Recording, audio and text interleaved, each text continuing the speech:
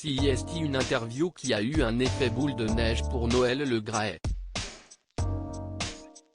Le 8 janvier dernier, il est invité de Marion Bartoli sur RMC et ses propos vont faire grand bruit lorsqu'il s'en prend ouvertement à une légende du football français. Si Zidane a tenté de me joindre? Certainement pas, je ne l'aurais même pas pris au téléphone. Pour lui dire de chercher un autre club? Lance-t-il notamment. Des mots qui vont déclencher une énorme polémique à son encontre. Le président de la Fédération française de football, FFF, va également être accusé de harcèlement sexuel par une agente de joueurs et seulement quelques jours plus tard, il est mis en retrait de son poste.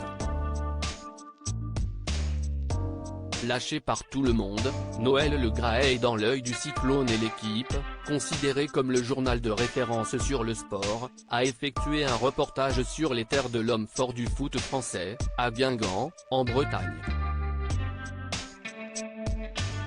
Un article dans lequel on apprend que les habitants du coin ne sont pas tout fans des méthodes de l'homme de 81 ans, mais ce reportage n'a pas du tout plu à un ancien journaliste de l'entreprise, le célèbre Pierre Ménès. Connu pour son franc-parler, l'ancien trublion de Canal+ sévit désormais sur YouTube et il a un avis bien tranché sur l'article publié par son ancienne boîte. J'ai trouvé le papier sur Guingamp dans l'équipe absolument scandaleux, un papier qui me dégoûte, qui me fait mal, parce que j'ai quand même travaillé 20 ans dans ce journal que je ne reconnais plus depuis de longues années et qui pour moi fait du journalisme de poubelle, balance le journaliste de 59 ans. On pourra dire ce qu'on veut de Noël Le Graët, mais il a mis Guingamp sur la carte de France très remontée contre son ancienne maison. Pierre Ménès pousse même la comparaison un peu plus loin. CIST, un mauvais film de Chabrol ce papier, ajoute-t-il, avant de prendre la défense de celui qui est président de la FFF depuis 2011. On pourra dire ce qu'on veut de Noël Le Graët, mais il a mis Guingamp sur la carte de France. Point, il n'y a rien à Guingamp.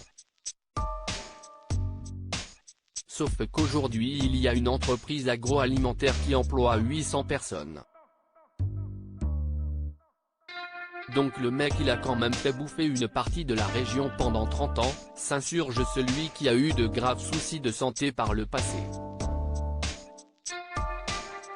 Si Noël Le Graët a vu tous ses soutiens le lâcher les uns après les autres, il sait en tout cas qu'il peut compter sur Pierre Ménès pour le défendre dans cette période compliquée.